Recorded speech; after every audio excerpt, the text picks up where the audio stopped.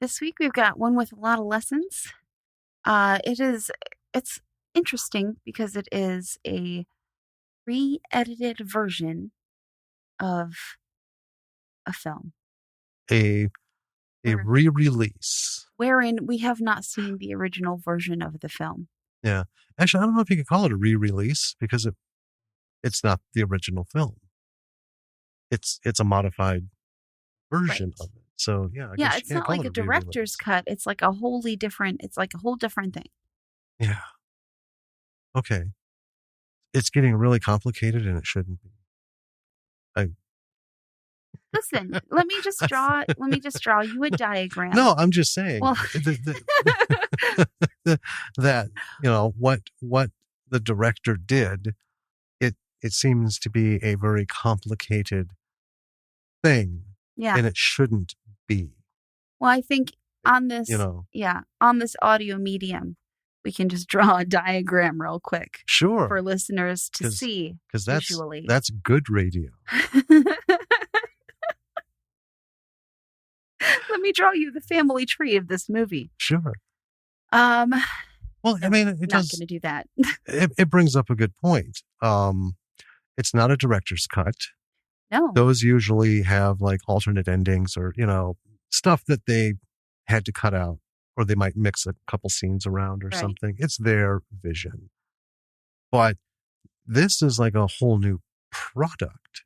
It's like taking a slinky, right? And then you coat it and you stretch it out, coat it in polyurethane, let it dry, paint it, and then say, here is a slinky. But it doesn't go. Hey, wait, look. The radio. That's good radio. That's good Foley work on that slinky. That's not Foley. I'm actually using a slinky. I know. Don't minimize me. So anyway, having a fully stretched out neon painted slinky, you can't really call it a slinky anymore. Right. And that's why it has a slinky inside of it. This has a specific version name. Yeah. Anyway, so I mean, it was a little, like I said, it just seemed to be a little more complicated than it needed to be. Yeah.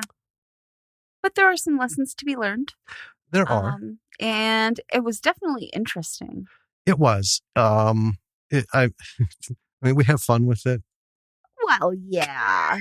It's, it was fun.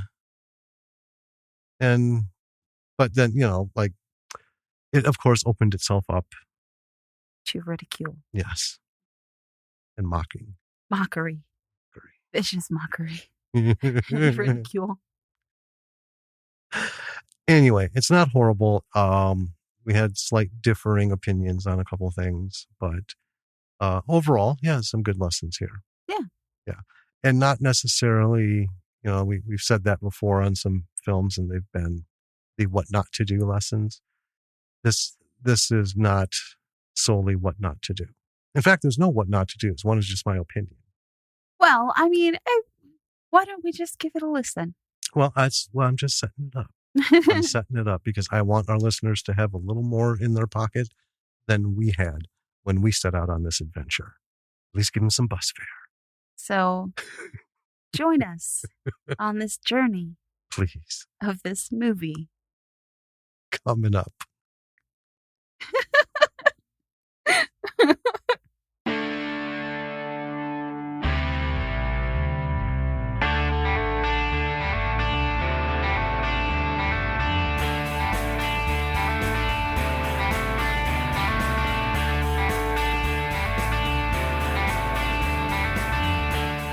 Hey, B-Siders. Welcome to another episode of Bravo for the B-Side. This is Jim. And this is Danny. And we have a little ditty that we stumbled across this week. And we had to watch it. Yes. Yeah. You go through the search. You're looking what's out there, what's happening. And this came up. And we were like, Yeah. Yes. Well, it was between this one and another one, and so we rolled the dice.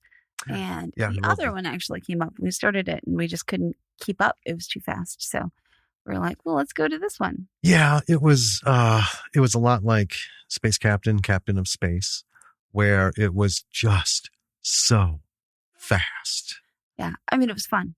Yeah, we were 10 minutes in. It was like, oh, we can't take notes on this. You miss too much when you're trying to, get your stuff down, and it's just beginning to end, non-stop dialogue and things happening, and it's just not conducive. Sadly. So instead, we started watching this one, which makes it officially a second choice movie, which I feel like is maybe apt. I don't think it was a second. It was on the list. That's true. We would have gotten to it eventually. We had to resort to the list, and we went with this one because it was between this one and the other one. It's like, what do we feel like? This kind of movie or that kind of movie? Yeah. Let the big giant inflatable dive decide, and it picked the wrong one. It did. It did pick the wrong one. That's okay though. Yeah. Before we get into this, we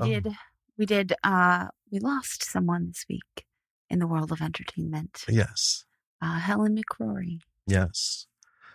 Very sad. Yeah. Loved her in everything she was in. Peaky Blinders. I was a huge fan of the NBC show Life. Yeah. With her husband, Damien. And she was in it towards the end of the season. And of course Life got canceled, but I thought it was a really good show. I really looked forward to watching it. She also played Draco Malfoy's mother in the Harry Potter movies, Narcissa Malfoy. Yes. And she was lovely in those roles. Well, she was lovely in everything. Yeah. And, unfortunately lost her battle with cancer. And, these things happen, sadly, everywhere. But, another good talent has been cut short. Yeah. And so that's what has gone on there. Let's see. We have a minor desk update. Oh? Well, we fixed the loose bits. Oh, sure. Yeah. Glued in the little, I don't even know what they're called. We've begun the loving. I'm not a carpenter. The lovingly rendered sort of restoration. Yeah. What we can do. Well, yeah. Yeah. The leather thing will come later. Yeah. Right now, it just looks really awesome. Really awesome. This is true. All right. Well, this movie is something else. It, well, why don't you introduce it and then we can talk a little bit about its nature. Sure. All right. I'll preface this by saying, I am afraid of rabbits. They freak me out. There's something not right about them. I am well aware of this. They're giant, scary, fast rodents, and they are plotting to take over the world, I think, probably. See, that's where we disagree, because I don't have a fear of squirrels, but I don't trust those little fuckers. I honestly believe they are up to some shit, because we've seen non-standard squirrel behavior through the seasons, and I'm convinced the day is coming. They're nearly there. Well, I think the rabbits are their front line. The rabbits, they freak me out. But I think the squirrel are the Illuminati. I think squirrels are just cute and dumb. Rabbits are sinister and evil and little monsters with big, scary teeth. So, this movie is called Bunnyman, or Bunnyman Grindhouse Edition. It was made in 2019. Directed by Carl Lindbergh, written by Carl Lindbergh, starring Elena, I'm going to butcher this one, Elena Agianci, Matthew Albrecht, and Jim DeNatale. Mm-hmm. Not rated. Right. I mean, that's typical. We couldn't find a budget, but that's okay. This movie has 2 log lines. Bring it. Okay. So, the log line for this particular edition of this movie, the one that we watched, According to IMDb, Bunnyman Grindhouse Edition is a re-release of the original Bunnyman film. Originally released in 2011, A&OC Productions re-released the ultimate version of the film on April 19th, 2019. The new director's cut features never-before-seen footage. The film has also been re-edited to show the director's truest version of the film. Side note, this is important. Mm-hmm. The film's release was timed specifically for Easter 2019. Yes. Now, you could be, it's understandable that you might read that logline and say, this tells me nothing about what goes on in this film. Because that is true. Right. So I tracked down the original logline for the movie, Bunnyman, so that we could have some idea of what goes on in this film. Right. And here is the original logline. A couple of dim-witted teens get chased by a killer dressed in a bunny suit. Stop. Yep. You have a note. Yes. Go ahead and bring up the note. And then I'll go back to that logline. So the writer-director, Carl Lindbergh, actually plays the Bunny Man. Yes. Now, let's go to that second logline. Sure. A couple of dim-witted teens get chased by a killer. It's more than a couple. Yeah, it's like 6. Yeah. And I think the discrepancy in numbers kind of fits with the vibe of the film. There's a lot of things that don't add up. Yeah. I mean, you could say a handful. I wasn't going to tit for tat that in the logline because I was like, essentially, some teens get chased by a killer dressed in a bunny suit. That's accurate. Yeah, that's fair. Yeah. So this was a movie. And it certainly was. Then it got the George Lucas treatment.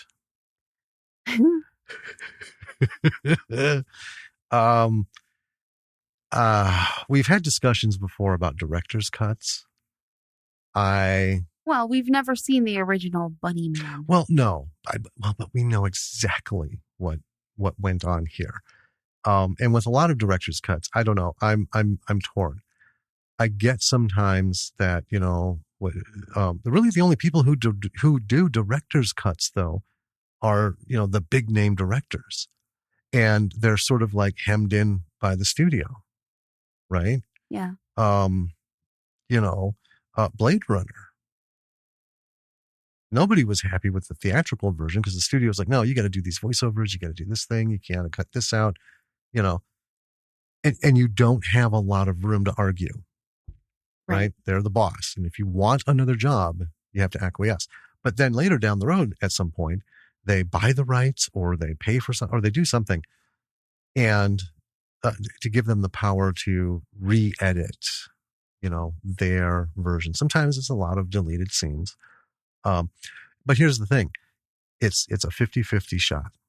There's not enough of any one kind to say that it's a terrible idea. There's not enough of any one kind to say it's a great idea. I can think of, a few offhand where, oh, yeah, that was nice. But then, we get to the Zack Snyder thing, Justice League, and and still haven't seen it, not ever going to see it because it's 4 hours long and it's just inexcusable and I'm not contributing. I'm not going to contribute to that nightmare. I don't care if it's like the fucking opus of the millennium. Yeah. No, 4 hours is way too long. That's just, bad radio. So anyway, so this was taken back into the editing room. Mm-hmm. The original was not a Grindhouse style film. Right. It was just an indie horror, slasher, weird slasher. And I sat and carved this thing up and turned it into a Grindhouse edition. And for those of you who know Grindhouse films, a lot of times you walk out, what the fuck just happened? What was that? Well, right? I mean, the reference that I brought up after we watched this was if you ever have watched the American version of The Office, Gabe, who is brought in later in the series, Mm-hmm. he dates Erin, the new receptionist, for a while. And he brings in a film at one point during the show that is like cinema of the obscene or cinema of the unsettling or something along those lines. Yeah, where it's just like you cut into a cake and blood pours out. There's a Barbie burning. There's like maggots eating something. There's hidden footage of him in the backseat of Stanley's car filming Stanley. Yeah. It's just so weird. So weird. Well, see, yeah, and that is what I call a grindhouse art house film. Yeah. Right? So we have these art house films that are very rare. I mean, there's no one act, two act, three. Already. It happened. It happened. We'll see if that's the only Mike one. Boop, number one. Number one. You just, it's just like a bunch of random ideas thrown together to express something. And seldom does a crowd walk out going, oh. I know what they were thinking. Most of the time, it's like walking out of a grindhouse film. What the fuck did I just watch? So this kind of like married the two together. Yes. Because one thing about grindhouse films is they're known for their just weird fucking cuts and like angles and stuff. Just trying random shit. And in a grindhouse, most of it makes it in. Yeah. Right? Even like if somebody, pop the fucking lid on the canister of film and it's got like partially exposed before they got it developed. They're like, oh, fuck it, we'll run with it. And it's fine. Yep. And they'll go with it. That's what you get in the movie. Grindhouse is so fun. I mean, it really is, Machete. Oh, yeah. Right. Grindhouse style, just all these things. So that's what we're getting into. I will preface this by saying, I mean, it was fun. Yeah, I mean, overall, it was fun. And some of it, you'll see when we get there. You'll see when we get there because these are our impressions as it was happening. Yeah. So should we dive in? Let's do it. Why don't you start us out? All right. So we have a bunny. Well, we have somebody in a bunny costume. The film is grainy, black and white. And then we cut to the bunny walking towards a sunset. This is in color. And then a voiceover comes on. And the first thing I thought was, oh my God, this is Road Warrior. This is the beginning of Road Warrior talking about how Mad Max, because they knew nobody fucking saw that movie because it never made it outside of Australia. But Road Warrior was, flung to America. So they did this whole thing with, people think they shot those scenes for Road Warrior. No, they're from Mad Max. They just edited them in. And it's not word for word, but close. Right. It's pretty awesome.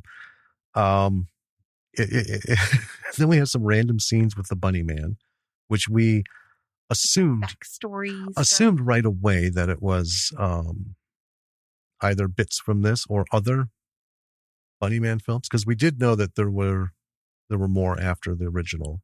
Yeah, there's like 6 or so. Yeah. And then it goes in the style of Pale Rider, High Plains Drifter. They loaded this thing heavy with references and Texas Chainsaw Massacre. And I was like, holy shit, so clearly he knew. Yeah. Right. He has a library in his head of influences. He's a grindhouse nerd. Yeah. Which is, awesome. Yeah. So he picked these pinnacle type movie beginnings and strung them together. All right. So, and then we have some random grindhouse style shots. We see someone, it's a woman, crawling out of a fridge in a junkyard. And she runs as the credits start to fly. And then we get some Halloween style, 70s Halloween style synth music. And it's pretty jumpy, actually. Yeah. And so was the music in Halloween. Yeah. It was like, Well, yeah, this is it's very much like grindhouse movie music. Yes. She climbs into the back of a truck to hide, and then the fucking truck takes off, and she's stuck in it. Yeah. And it's a big truck. It's got like 10-foot high wooden sides and everything. So, So we cut to a Toyota because it was important that that Toyota logo was in the screen. And there's 6 people in it. One of the 3 men, 3 women, one of the women is having flashbacks. It's just, yeah, she's having these weird things. And then I'm like, no, these are flash forwards. Right. And they're about her getting diced up by the Bunnyman. Unusual choice. They get stuck behind the truck from earlier, and they're on a mountain road, so it's pretty narrow. You know, folks, you know what that is. It's a 2-laner, barely. And when you got a fat butt truck, there's hardly any. You're pretty much stuck behind this mopey motherfucker until they get into a wider area. So the driver of the Toyota finds a spot to pass. The truck blares its horn, and then we have some 70s chase music. It did. It reminded me of like Chase and Bullet, you know. Yes. And then the film breaks. I love that. I thought that, I'm like, oh. And now in a Grindhouse film, they didn't necessarily do that as an affectation. Mm-hmm. The film quality that hit these tiny theaters was so shabby. And these theaters had such shitty equipment and oftentimes ill-equipped projector operators that films would break. And that over time now that's becoming like an homage right. to, yeah. And then, yeah, in the melty end. And then after a couple seconds, we're back. The truck is passing them. Then they try to pass the truck again, and the truck speeds up, and they barely make it. Now the truck is chasing them again. A passing car from the other direction, for no reason, has just driven over a cliff. Yeah. So there's that. We're not going to go back to that because that's it, folks. That's it. Now the truck is rear-ending them. You know, bam, bam, giving them bumper nudges. A woman in the front seat tells John, the driver, to just pull over. They argue, and after a bit he does, and the truck follows him off to the side of the road. Truck's revving its engines. The windows are tinted so you can't see in. The woman says someone needs to get out and apologize to this truck driver. I was in immediate disagreement. First of all, please. If a big truck on a mountain pass is bumping, the back of your car, you just go, nuh-uh, and you keep going. You do keep going. You do not stop. You don't pull over. No. What? No. Now, I'm going to take a little aside here. So I lived in Arizona for quite a while, a few years, and the job that I had kept me on the road a lot. And not just driving from state to state and flying around, but driving around the state. And plus, I used to love just driving around the state. Mm-hmm. Now, none of this weird shit has ever happened to me. But let me tell you, you're very conscious and aware that this could happen at any moment. Because I was forever, I hated the interstates and I hated the regular highways. I was forever driving back roads, mountain roads, over fucking mountain ridges. I mean, that was my wheelhouse, right? Yeah. And every instance I ran into, like somebody who didn't know the etiquette when 2 cars on a single lane road come to one together, which one's supposed to back up and this and that. And, instead of being like the good neighbor, right? Mm-hmm. Like, okay, I know what they're supposed to do. And if they're not going to do it, I'm going to make them do it. And I have forced people to back up to where I know the pullout is, because on these roads, every so many, hundreds and hundreds of feet, there's a little pullout for this kind of situation, right? And mine was way the fuck back. So, it's like, okay, you just kind of inch towards them. You don't roll down the window. You don't say, hey, neighbor, nothing. You just look like, I'm fucking going. You better be backing up. And they would. And then I would just go on my way and they'd go on their way. And I thought, you know what? I'm not going to get out and say anything. Because number one, they might think I'm one of these guys. Yeah. And number two, they might be one of these guys. Yeah. So yeah, stay in your fucking vehicle and leave the situation ASAP. Well, okay. And one last thing. I also couldn't help but think that tiny Toyota could have outran that fucking truck.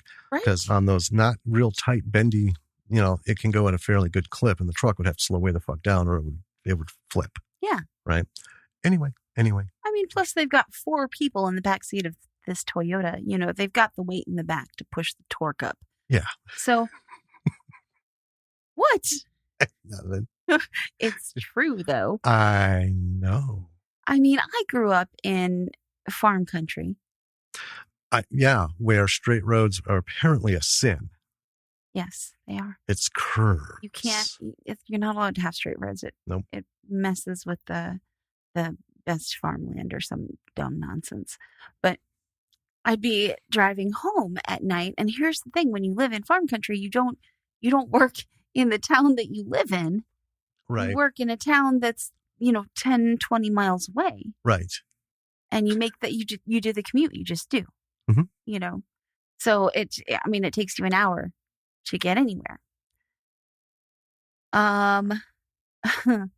When you're driving alone at night on a backcountry road and there's a car behind you and they're like flashing their lights, they're fucking about. Oh, yeah. You do not stop.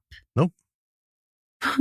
You just keep going. Yep. Yeah. You just ignore them and you keep going. And if a creepy song is playing on the radio, you just change the station. Yep. Well, that is why NPR should be on every radio programming channel program.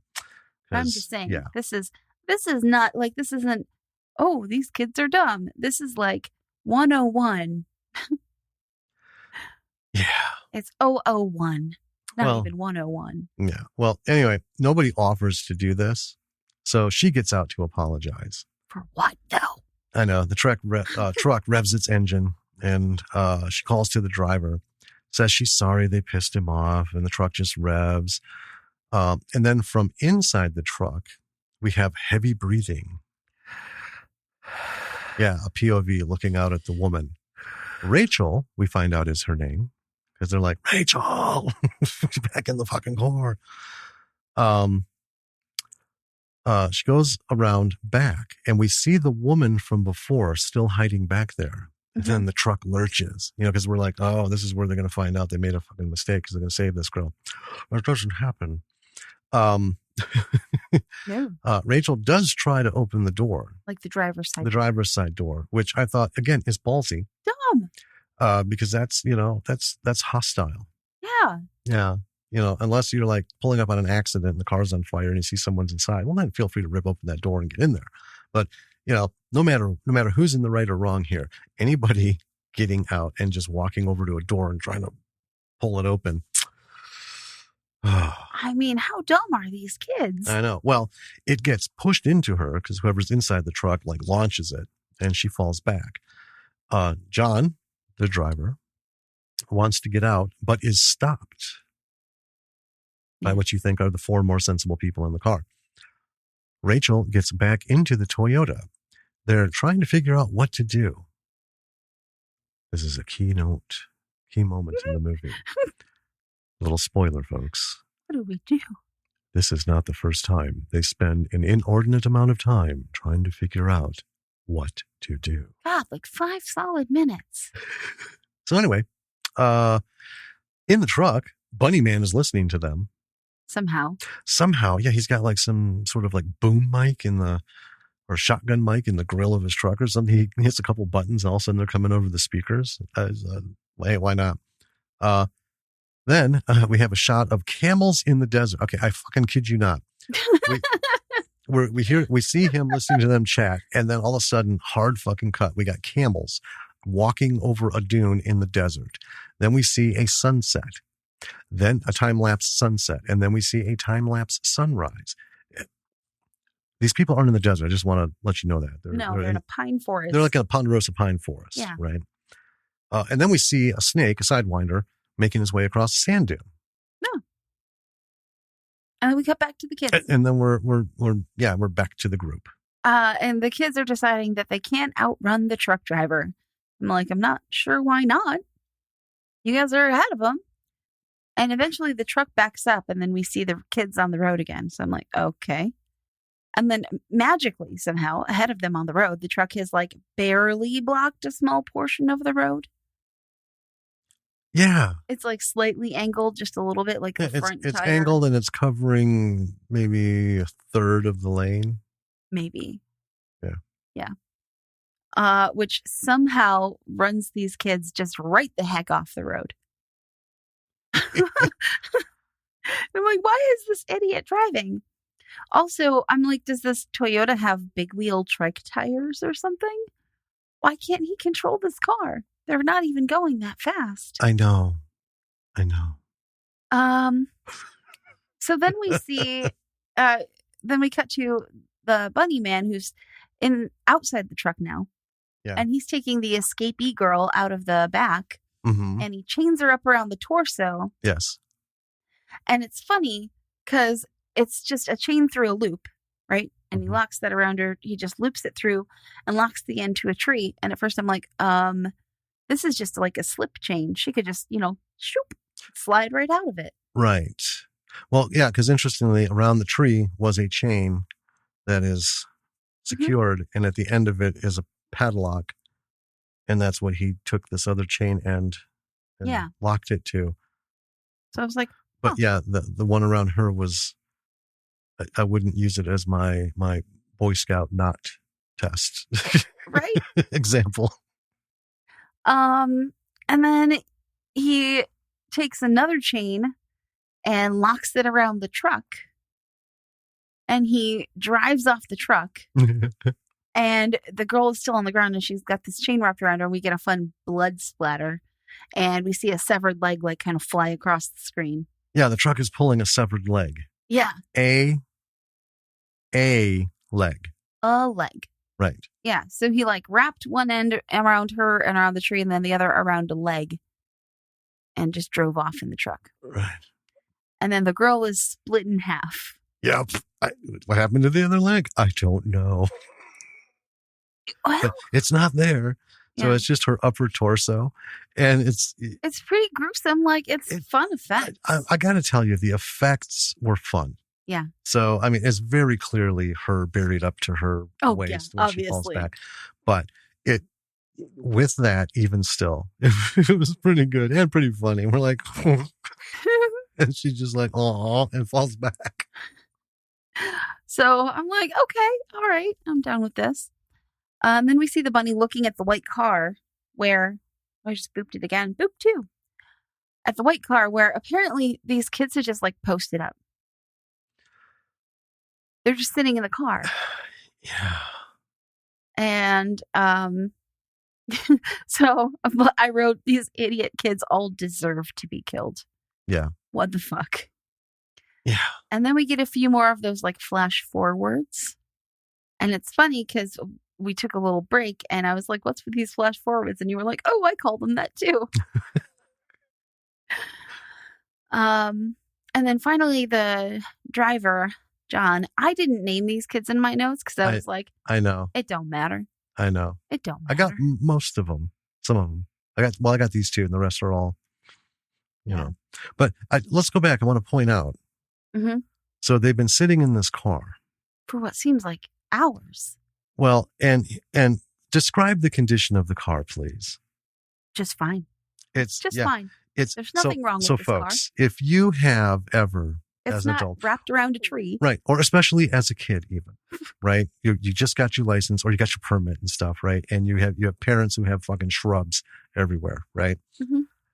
If you've ever taken your car and with the front end of it pushed an inch, maybe 2 into the shrubs, I think if you think back on that moment, you'll realize that doesn't fucking matter at all in this universe. No. But apparently for them, that was the game changer, man. That was the deciding factor. Yeah. They sat there like this fucking thing, like the engine was laying on the ground, right? And the front end is crumpled and all this stuff. They're sitting there all despondent. Yeah. For fucking Forever. And here's the thing. You get your driver's license. When I first got my driver's license, you learn things, right? Yeah. Okay. Well, like the first time, I couldn't control the car and drove it into the ditch, Mm-hmm. right? I mean, that's happened a couple of times, not a ton, right? But a couple. Right. People cut you off, or there's like a big, something happens. Mm-hmm. And the first time it happened, my car goes in the ditch, and I'm like, oh no, what do I do? So I put the car in reverse and backed up into the road, and I was like, oh, I just drive away. Yeah. I guess that's what I do. Right. Well, here's the thing.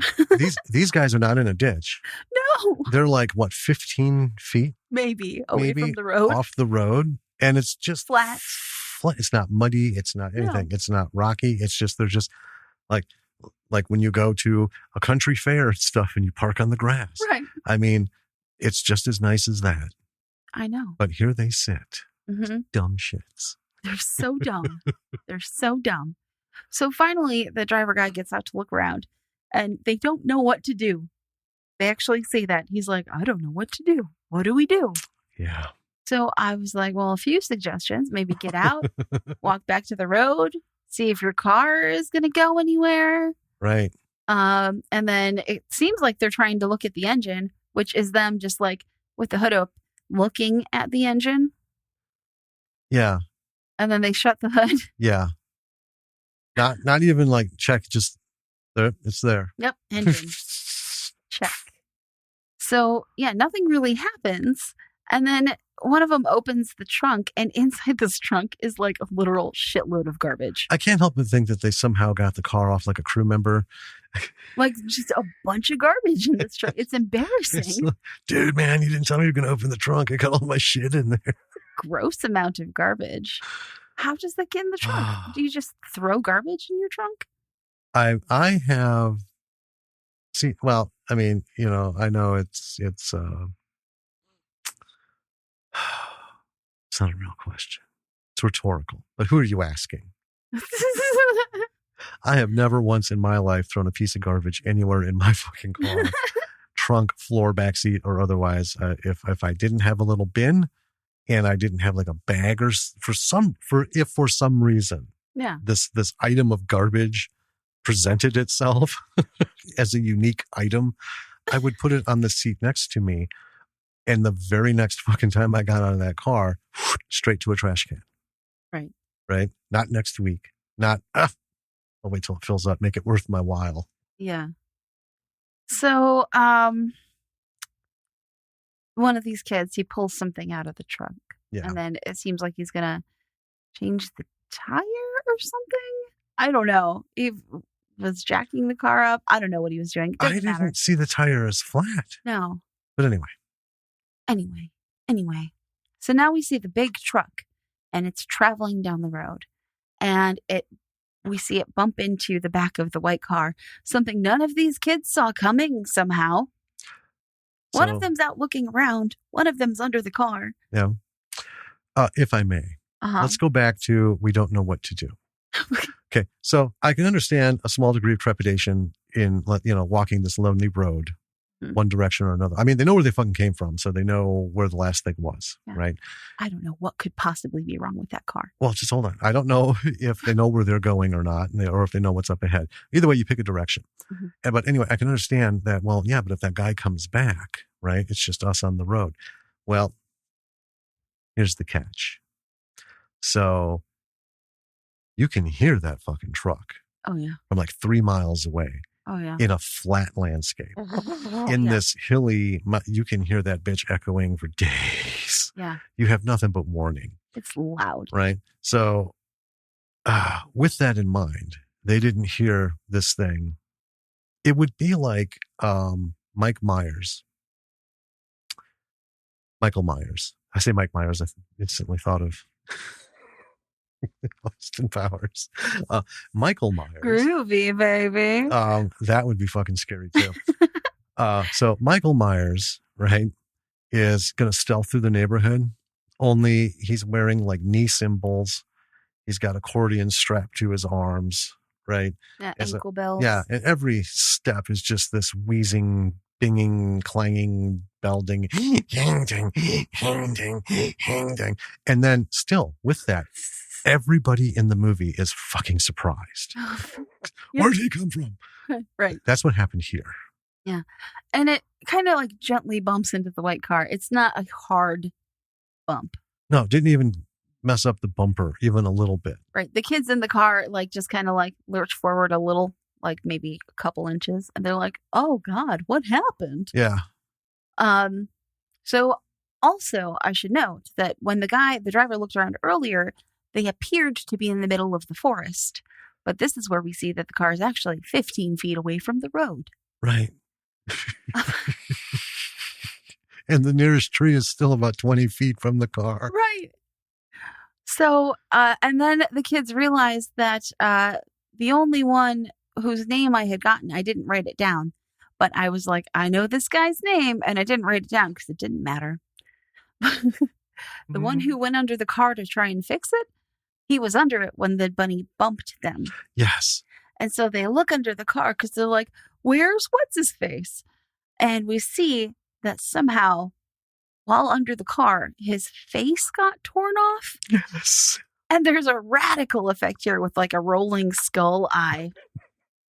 It's super fun. Super cool. It was fun. We're like, what? And then the kids are just kind of like, oh, they're dead. I guess we better abandon him. And they start walking down the road, something they could have done hours ago or whenever it was that their car was gently derailed from the road. Right. But here's the best part. We have a song. That's right. A song that is just for the movie. And you didn't catch that. I didn't. You pointed it out to me. Yep. You listen to the lyrics. One of them is, my friend is dead under the car. It's kind of folksy. And then there's like, and a white cross on the road. Yeah. And then they're passing a white cross. I shit you not, people.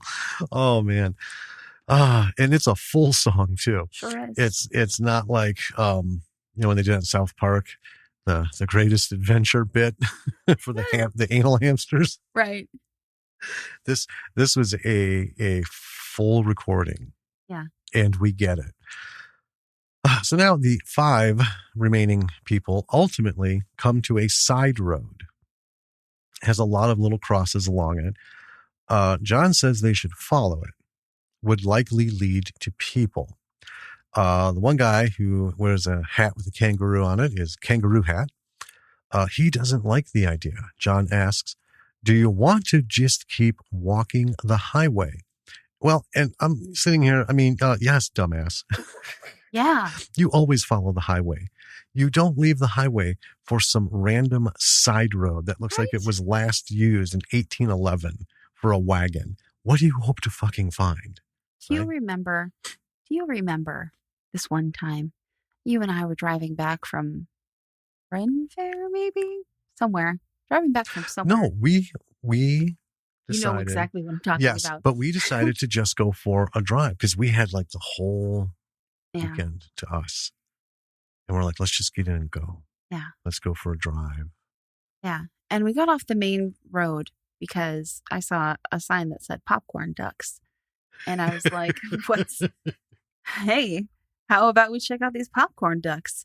It turns out it was just a little farm that sold popcorn on the side of the road and also ducks. Not popcorn ducks, but that's not the point of this story. No, the lack of punctuation, though, was intriguing because I'm like, popcorn ducks, I'm in. And now my dream is to have an army of popcorn ducks, or at least like a couple. Teeny tiny ducks. Real little ducks. Anyway, and then we saw like a farm for sale or something. I don't remember how we got off this road. We were trying to find our way back around or something. And we stopped. Oh, no. It's like... No. What? Well, no, because we saw the farm that said popcorn, ducks, and then some other things. And we were both like, nope. It's not popcorn ducks. We are not stopping there. No. And we kept going. Yes. But as we kept going, looking to turn around, There were. Shit got weird. It got weird. Shit got weird. There were like dilapidated, rundown houses with walls missing. And they were occupied. It was so weird. This wasn't like Tornado Alley, right? After the tornado. Yeah. Every one of these was occupied. You could see inside that they were occupied. It was super creepy. People watching television. And so it's not like even like we saw one and it was like some sort of weird rundown clubhouse for teenagers. No, man, this was straight out of Texas Chainsaw and wow. And I know that it was real because we're straight edge. We don't do drugs. And both of us saw these things.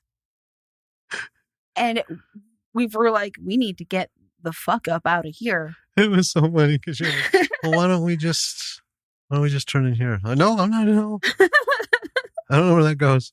You just turn around. It's going into the houses. Let's go into the houses. So finally, just did a shoulder turn. Yeah. Just pulled off. And in these country roads, they're the kind that as you get off on the shoulder, it drops down like 8 feet. Yeah. Right? Into ditches on either side. But, we had 4-wheel drive. So I was like, okay.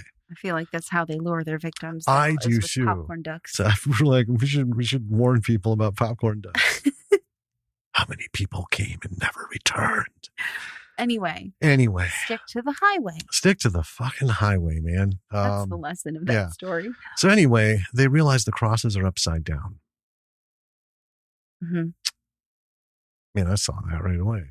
It took them a little while.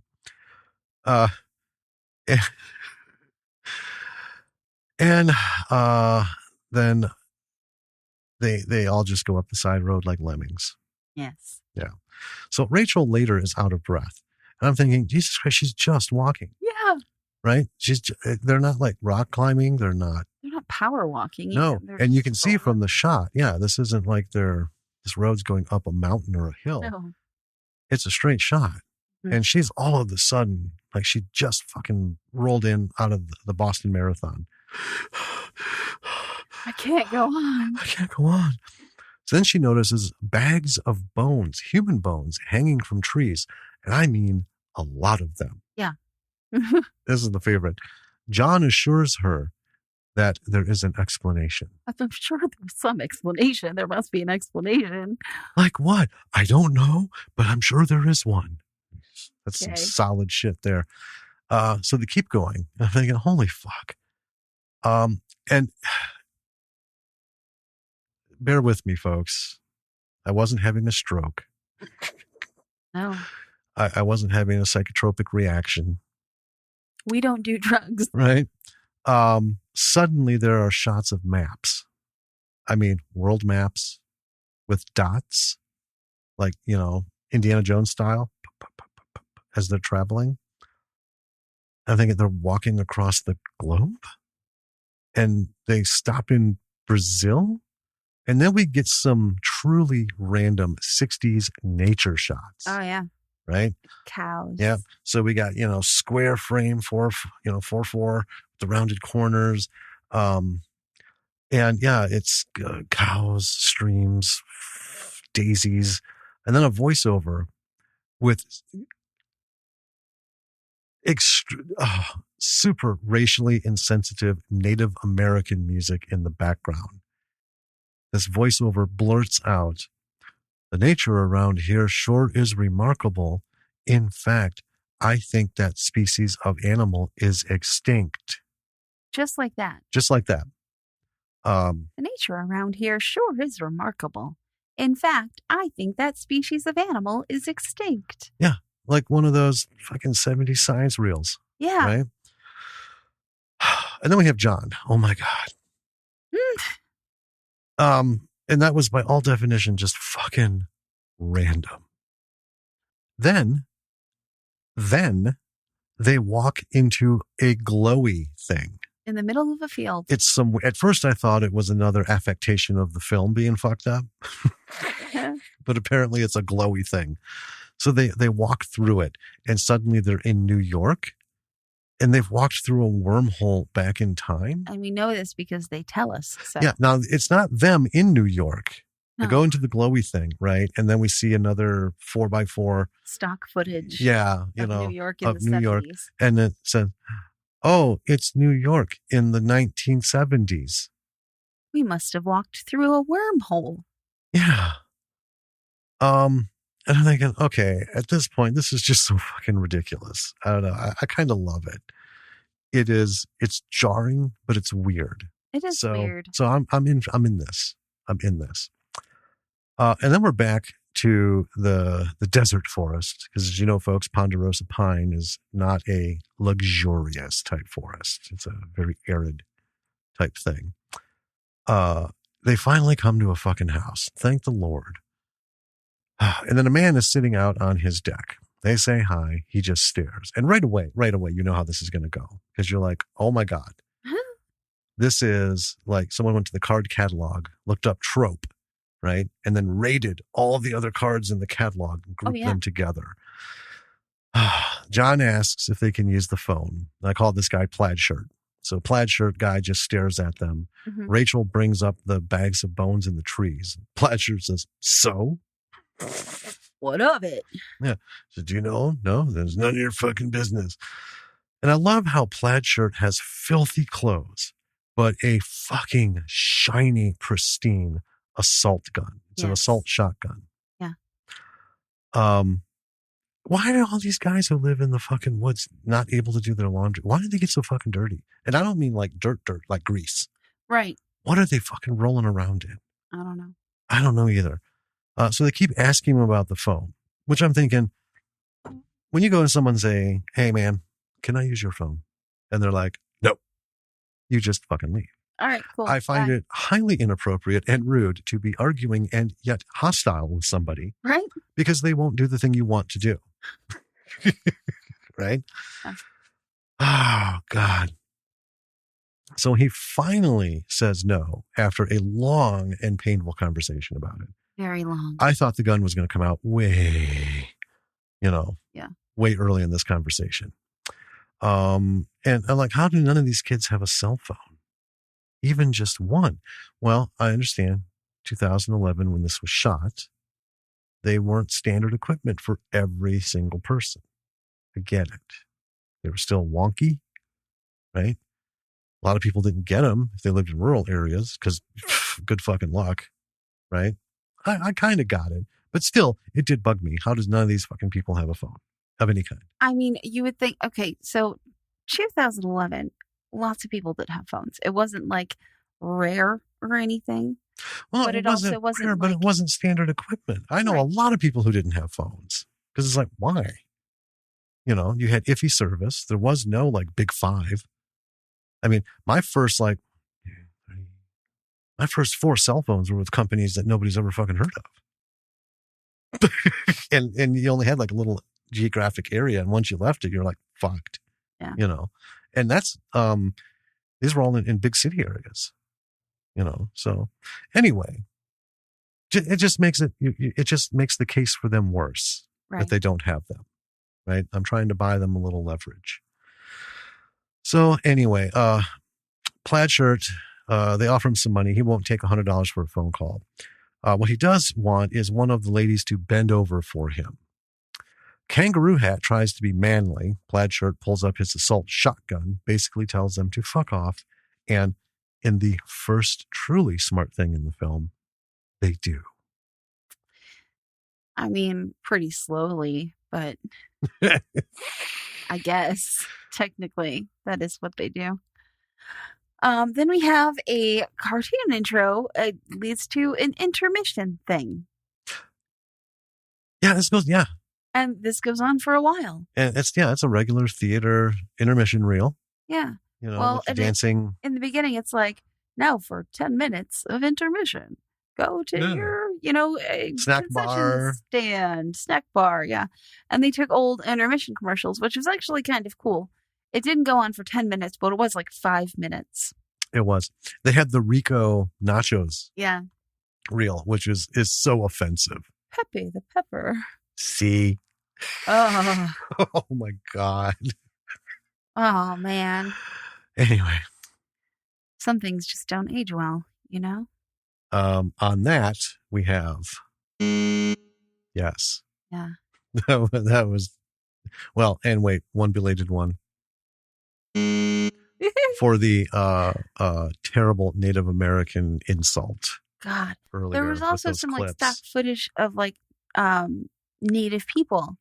Yeah, in that nightmare. Yeah. Yeah. And I saw that and they were talking and I was like, oh my God, please stop. Yeah. So, yeah.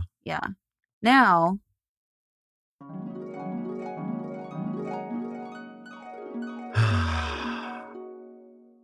so we're back to the movie after the intermission. And the kids are still walking. And one of them, the girl, is just constantly bitching. Oh, yes. Like, the whole time. Yeah. Oh, my God. One of the guys finally tells her to shut up. And it's Kangaroo Hat, I think. Yeah. And his girlfriend. So we get another slide cut. There's these weird, this happened earlier when they were talking about the crosses. Right. A weird half and half slide cut. Yeah. Which I don't know if it was like these were filmed later to fix some messed up stuff, but it's not actually filmed in that location. Right. It's different footage. Yeah. Of the actors' faces, and they're not even playing off of each other. No. It's just like later, it's like, okay, I'm going to sit you in front of a camera, just read your lines. So they slide cut their faces. One goes down into frame, one goes up into frame, and it bisects the screen. Yeah. Where they're talking. Yeah. And I was like, whoa. Yeah. It fits with the Grindhouse thing, though. I mean, it's, It does. It does. It's just a bunch of random shit. Yeah. So she storms off and he follows her. And then the remaining three just kind of watch them go like idiots. Not following. Okay, sure. And then it's night. I'm like 75 sure it's night now. Yeah. In the film. Yeah. Time, time's messed up, man. It is. You just got to roll with it. So we're at a car and there's some boots walking around it, loading something up in the trunk. And then the people in the car, like there's a woman and a guy in the car. Mm-hmm. And they see the kid crew in the street in their headlights. Yeah. And then it's the woman was the one loading something up and she came around to the car, sat in it. They saw the kids and then she started to berate the man next to her for a while. Yeah, with some really random, I know daddy beat you and did this and that, but you need to do this. I don't even know where this comes from. And more importantly, I hope it doesn't fucking go anywhere because I don't like it. Right. And then she's like, just let me do all the talking. When I look at you, just wave. And then she goes out to meet the kids. So she meets the kids on the road and there's a little bit of pointless conversation between the two of them. And then the kids ask her to give them a ride to the gas station. And she's like, no. Here we go. No. And then John asks if she can give one of them a ride. And she's like, no. I need to give my friend a ride to the emergency room. And she looks back at the car and the guy in the front seat waves his hand, which is covered in a bloody bandage. Yeah. But this is a lie. Yes, it's a lie. We have established this is a lie. It is. And so she says she's got to bring her friend to the emergency room and she'll come back in 20 minutes. And I'm like, I don't know why she can't just take one of these kids with her, to the... But I get it. But here again, it's somebody's prerogative. When you ask someone for something, they have the right to say no for whatever reason. Yeah. And, you might think, well, a good Samaritan would be, of course, we've been hanging out with these kids. So I'm immediately like, don't you fucking take these kids anywhere. Don't do it. Don't do it. Fuck these kids. Because I know their backstory. They're so dumb. But I mean, it's another instance where, they get into a really almost violent confrontation over this. That's the thing. She says no. And they're like, give us a ride. And she's like, no, I have to do this thing, but I'll come back in 20 minutes. And then suddenly they're yelling at each other. Yeah. And the one's getting all threatening and stuff. And I'm like, motherfucker, this is how you get shot. Right. Right. Take me to the gas station. No. Rah, rah, rah. Bam. I feel no sympathy for these idiot kids. No. And more importantly, here's where Jim did the math. So I'm thinking she's going to be back in 20 minutes. That means the emergency room is less than 10 minutes away. Yeah, by car. By car. So 10 minutes there, 10 minutes back. But you got to afford time for getting this goofy gimpy motherfucker out of the car and into the emergency room. And she's just going to like do a drive-by and push his ass out. I mean, I get that too. Either way, 10 minutes max by car. Well within walking distance. Yeah. Well within walking distance. Because we've seen how they drive on these roads. That's true. They apparently don't go real fast. So why they didn't just opt to say, well, where is this emergency room? Right. Which way is the hospital? So, I mean, 10 minutes by car is 10 miles if you're going 60 miles an hour. Right. And at night in a mountain area, in a forest, you're not doing 60 because it's not a highway. Right. It's a 2-lane road. So, I mean, 30? Being generous, at most, it's 10 miles. Right? Yeah. Not that far. Right. You could be there soon. Right. Anyway, sorry. I just had to. A few hours. Yeah. So, that hole in the thing. But anyway, these fuck nuggets are like holding on to that hope. She'll be back in 20 minutes. Okay. So she gets back in the car, talks to the guy who I guess is her brother for a little while. Yeah. And then realizes that she makes mention that someone else might get to these kids before us. So she gets back out and she's like, I'm sorry. Why don't you go? There's an abandoned cabin that way. Go hole up there. You'll be safe. Yep. And then I'll come back and get you. And then we're out of the film. We get a little cut about a reel missing. Yep. So, folks, if you've been to these really bad theaters, and by really bad, I mean just antiquated equipment that's not been kept up, they show local film, actual film celluloid. They actually have these stock strips of film that you can splice into to say that there's a missing reel. Yes. And then we see, meanwhile, in another movie, it cuts to a girl in a bathroom. And she gets naked and gets into the shower. Someone cracks the door open and then edges in the bathroom with a knife. And it's the Bunny Man. Yeah. And I was like, I thought this was supposed to be another movie. But this scene is obviously the homage to Psycho. Yeah. Right? It's the stabby shower scene. Yeah. And then back to the movie. Yeah, after that's all done. And that was a long time. Yeah. That was a long segue. Well, I was like, I know what this scene is, so I don't need to take extensive notes on it. Well, no, stab, stab, stab. But, I mean, it went on for fucking ever. Oh, yeah. It took her 5 minutes to get undressed, and then... Well, just the stabbing scene. I mean, you could have shown the Psycho actual scene 4 or 5 times back to back. Yeah. Yeah. So, we're back to the movie, and the kids are waking up in the woods, and it's daylight. Yes. And they're not in this cabin. No, they haven't moved. No, they're still in the same spot. Yeah.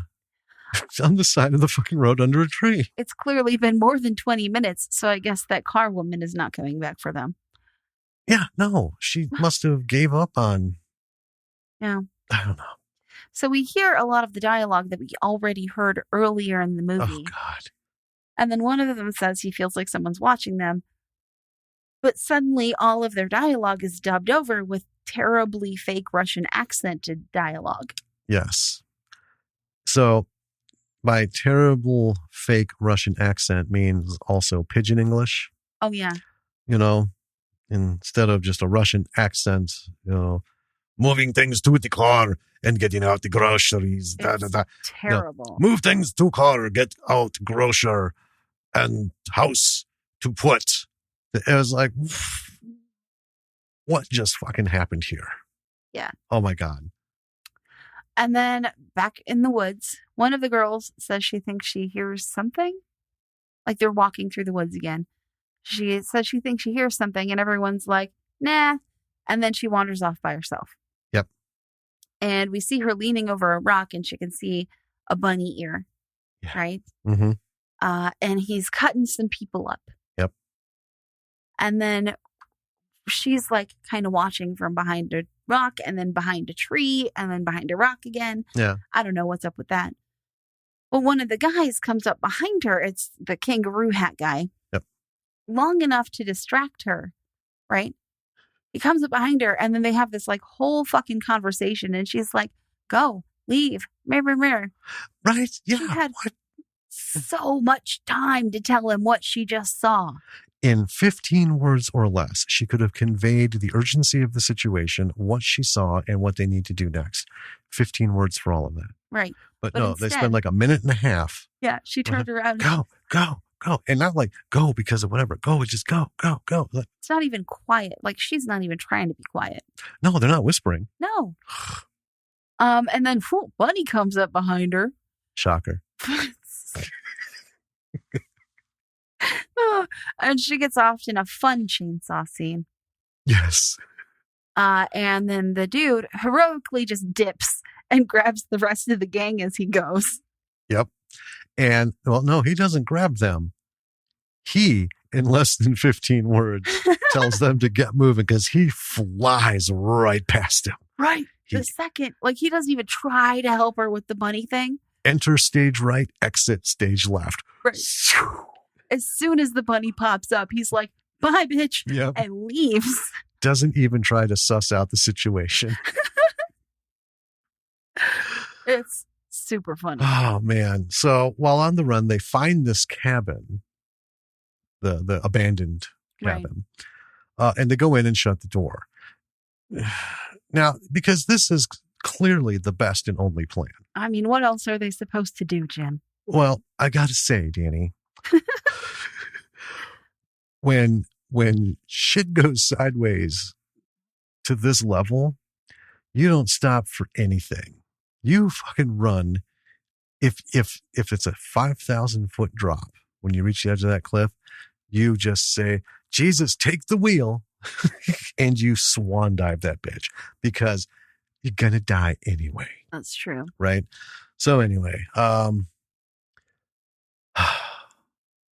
this wasn't the best and only plan because John is putting his plan into action. He's locking the doors and windows. Mm-hmm. Right? Now, as he and Rachel do that, Green Shirt and Kangaroo Hat. Green Shirt is the girl. The girl constantly bitching. Yeah. We have she hasn't just cut. Anyway.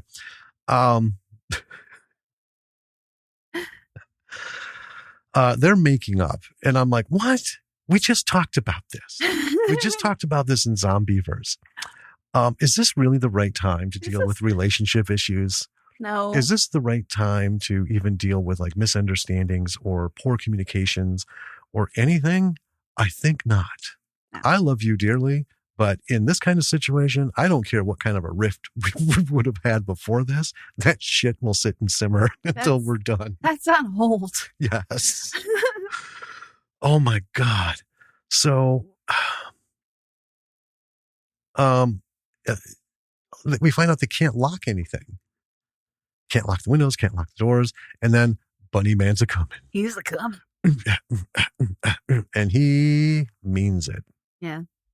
You ever seen a grown man in a full-size bunny suit? Easter bunny suit. It's not a realistic rabbit suit. Right. Yeah, it's an Easter bunny outfit. Clarify that. Yeah. Well, I tell you, this man knows how to walk in a suit. So they use a mattress to block the door, and then they pull it away. And as they're doing that, somehow it manages to pull the chainsaw out of Bunnyman's hands as he's cutting through the mattress. Sure. So, yeah, it's... Kangaroo Hat picks it up. Green Shirt says they aren't alone. And then the chainsaw stops working. And here comes a Quasimodo type dude. So we have a guy who's all bent over, walking frog-like, hunched over. Mm-hmm. And that's the first thing I thought of was, Quasimodo, but we're not in the bell tower. But then he's got like the steampunk glasses on, those goggles. Yeah. And I'm like, well. He does have a little hump. He does have a little hump. And I'm thinking, no, Quasimodo is the right name for him because he's not like a Renfield. He's not Marty Feldman, Young Frankenstein version of Renfield, right? I called him Igor. Sorry. Igor. Yeah. Igor. So it's not an Igor type thing. This is Quasimodo.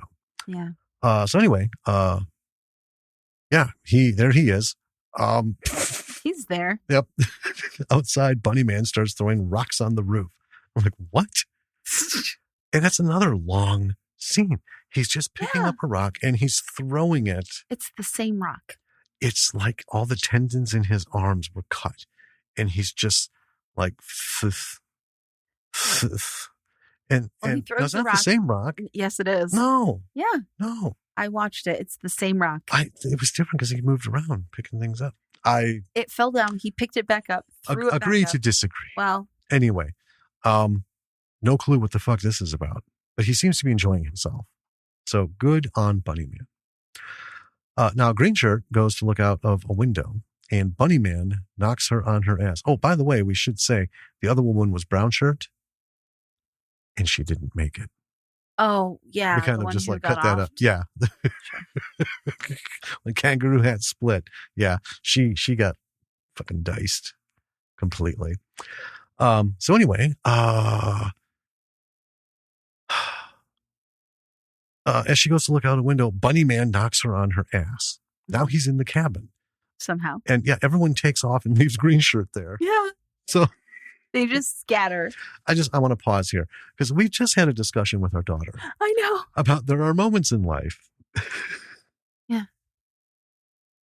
When you just bolt. Right. Yep. He's like, this is not the place for me to be. Scatter. And you dip. Yes. Yep. Yeah. So this is like the how-to. Yeah. Because they just keep leaving group's getting smaller, but they keep leaving one behind. Yes. Okay. I don't have to outrun him. I just have to outrun you. Yeah. And now this Quasimodo character is hopping around like he's got a shit stuck and he's trying to like pound it out. He's crouching. Because he's got no rectal oomph. Yeah. Kangaroo Hat finds the truck, the big truck. He's digging around, and here comes Bunnyman, and bam, he's got him. Nope. Kangaroo Hat slips away, runs back to the cabin, and then a livestock shed. He's in what's supposed to be a crawl space under the porch. Really? Yeah. Because that's a huge crawl space. Yeah, I made that. And that's why I thought it was like a cattle shed. No, because you saw the porch and he was able to pull away a panel and he went under and he replaced the panel. And then the bunny is walking around the porch. Okay. And he sees him through the panels, but it's fucking enormous. This crawl space. So anyway, he's in there hiding. Bunnyman's walking back and forth. You can't find him. Kangaroo Hat finds a dead man. Yeah, inside. Dead guy. And under this crawl space livestock shed hybrid and a shopping cart. Why not? Yeah. And then here comes Bunnyman with a chainsaw and runs right at him. And then we cut to the outside. And when they cut to the outside, I thought it was a fucking shed because there's blood pouring out. And, bye-bye, Kangaroo Hat. Now, I want to just go back quick. When you find a vehicle, it either has the keys in it or it doesn't. If it has the keys, you use them and you drive. Yeah. You drive. This is not a stay and save your friend situation. They were right to scatter. Yeah.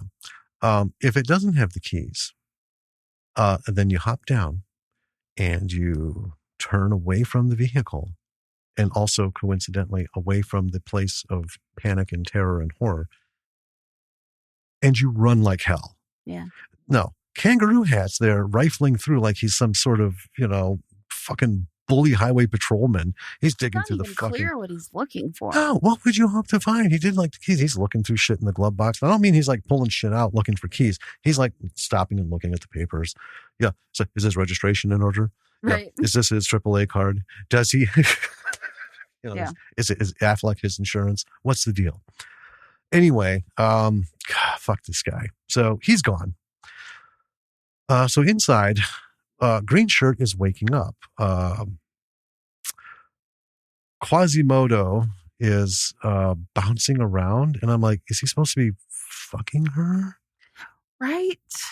Or trying to? He's like on her. Yeah, I think he's like dry humping her. I don't know. Because she's not undressed. No. And, neither is he. Limited though my medical knowledge may be, I think I understand enough about the human anatomy to know that fully covered by clothing inhibits certain activities. Sure. Yeah. Anyway, she bounces him off. Yeah. And then runs outside. She runs down the path and climbs a tree. Here comes Bunnyman with the chainsaw. Now he's cutting down the tree. She's screaming. This was one of the flash forwards that we had. Yeah, this was her flash forward of all of this happening. And I'm thinking, just jump down and run away for fuck's sake. He is busy working on that tree. Just jump and run. Jump it. Nope. She's going to sit there and ride this whole thing out. Yeah. Nope. Actually, it's another missing reel. Yep. So then then all of a sudden we just see him walking away with her over his shoulder. And we have the Warner Brothers cartoon closing music complete with the circle that closes in. Mm-hmm. Dun, dun, dun, dun, dun, dun. Yes. Like he's Elmer Fudd. And then we fade out. Yeah. And then we're back in the cabin. Now she's tied to a table. Probably should have done that the first time. Bunnyman is playing with his tools, knives and such. It's pretty classic. You know, can't argue that. He chooses a hatchet, a nail gun, and an electric knife. Dope. And then the chainsaw. Yeah. And it's over for Green Shirt. Yeah. It's pretty bloody. It's pretty good. Yeah. Yeah. I tell you, I think a chainsaw is the most underestimated killing weapon. I mean, everyone's going to associate it with Texas Chainsaw Massacre. Or Evil Dead. Well, Evil Dead 2. And it wasn't an Evil Dead, but it was an Evil Dead. Army of Darkness. Yeah. Yeah. Anyway. Chainsaws are awesome. I think they're pretty awesome. If you have a choice for your killer, don't be afraid to give him a chainsaw. Even part-time. Just even part-time. Okay. We've got to be coming up to the end soon here. Yeah. So roll this. Well, this is what I was thinking as we were watching the movie. Yeah. So we get back to some stock nature shots and some soothing music playing. Yep. And then just random stock footage. Yep. I didn't know what it was because it doesn't matter. It ends with a nuclear explosion, though, doesn't it? I think so, yeah. Yeah. Anyway. Now we're with the remaining two, right? Because Kangaroo Hat's dead, Green Shirt's dead. And they're planning on going back into the cabin to grab their friend, which I think is the dumbest idea ever. To grab Green Shirt. Yeah. Right. But they only find what's left of her as they go in. And then the dumb girl, that's what I ended up calling her, was Dumb Girl. Rachel. Yeah. She looks out the window to see the bunny cooking up some ribs. Yep. And the car lady. Yeah. Side hugging him. Yeah. So the mean lady who said she'd be back in 20 minutes and never bothered again. I don't know what she did to her brother. Right? Yeah, we're seeing this. I don't know. And I don't know. So then the guy is inside. He's talking about looking for keys. John. I guess I could call him John and Rachel. Sure. So they notice that Bunnyman and Car Lady are coming in. So they hide in a closet and see kind of the trio. It's Car Lady, Bunny, and Odd Dude, the Quasimodo guy. The Quasimodo guy is on a leash. So the trio sits down to eat dinner. And I mean, it's obvious that they're eating like some of the other kids. Yeah. Right. And Bunnyman is trying to like slide the food under his bunny mask to eat it. Yeah. But the car lady scolds him like pretty intensely for not taking off his mask. And he's unhappy about it, but he finally takes it off. And the practical effects under that mask is actually pretty cool. I know, that was fucked up. I was not expecting that. Yeah. You know, I was expecting like what they usually do in low grade, horrors, because they don't have the budget. It's just some guy with like a, cleft lip and weird nose. They'll put like a nose prosthetic on and it's like pig nose or it's all bumpy, or they'll give him like, this like acne rash. Going out of control. Fucked up radioactive burn kind of shit. Fucking reminded me of something out of Hellraiser. Yeah. Yeah. It was pretty cool. And the closet couple from the closet finally see the keys. Yeah. The bunny at the table is agitated about his whole like mask thing. Yeah. And the closet couple uses this minor distraction to try and make a run for it. And the guy gets caught, and then the girl, she just stands there yelling about him getting caught. Yes. For a while. Yes. And then Car Lady comes up and grabs her. Like, not surprising. So now Rachel, dumb girl, is tied up in a wheelchair, and there's a cartoon playing in the background. They're watching cartoons on the TV. It's Felix the cat. Yeah. So John is also tied up under a table, and he shows Rachel that he's working on getting out of his bonds. He's got he just lifts his hands and he's like, "Oh, I'm cool. I got this." Yeah. And then Car Lady approaches Rachel and sits on her lap in the wheelchair and starts talking, but I literally cannot hear a goddamn thing she's saying over the cartoon music. Neither could I. Neither could I. I have no idea what happened there. Talks for a real long time. I know. It felt like she was spilling the truth of a conspiracy about the Kennedy assassination and Oswald and stuff. I'm like, I kind of feel like this is important because they're dedicating a lot of time to this. Right. But did they forget the microphones? What happened? And then she starts trying to make out with Rachel. Yeah. And then makes a comment about how Rachel's better looking than she is. I heard that much. Yeah, she's angry. Yeah. Because Rachel's better looking than she is. How dare she? Right. Okay. Yeah. And then she grabs a toolbox and starts some music, and I'm like, oh great, more noise. So that I can't make out what anyone's saying. She pulls out a hunting knife and she talks some more. Again, for a real long time. And I can't understand anything she's saying. Yeah. Because of the music. This sound stuff in this part of the movie is pretty awful. I got some things to say after. Meanwhile, John broke out of his bonds and he knocks over the Car Lady. Yeah. And then he grabs a chainsaw and unties Rachel, gives her the keys, and Rachel, for some reason, at this point, is overcome with giggles. Yeah, she's instantly gone insane. Right. Okay. So that she eventually runs, and then the John kills Car Lady with the chainsaw. Yeah. And again, the sound here, so bad. Yeah. So bad. So now they're in a pickup. Rachel is driving, so she went from, idiot to panic to batshit crazy to she's in control. And now the old truck is behind them. The big one. And they stop. I'm like, why did they stop? Oh, it doesn't matter. John has a plan. Because if this movie has shown us anything, is that in the heat of it, John has a plan. The one who 6 times throughout this movie is like, what do we do? I don't know what to do. I don't know what to do. That's the fella. Yeah.